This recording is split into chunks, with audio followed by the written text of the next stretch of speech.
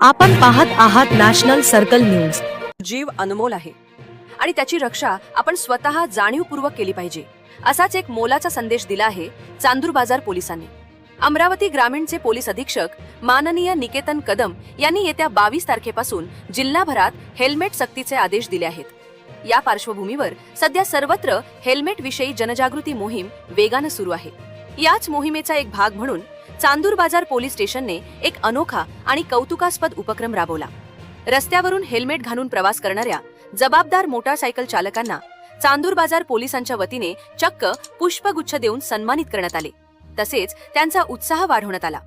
केवळ दंडात्मक कारवाई न करता नियमांचे पालन करणाऱ्यांचा सन्मान करण्याच्या पोलिसांच्या या आगळ्या-वेगळ्या उपक्रमाचे सर्व स्तरातून जोरदार कौतुक होत आहे। स्वतःच्या आणि आपल्या कुटुंबाच्या सुरक्षिततेसाठी सर्वांनी हेल्मेटचा वापर करावा आणि आपल्या अमूल्य जीवाचे रक्षण करावे, असे आवाहन यावेळी चांदूर बाजार पोलिसांनी केले आहे।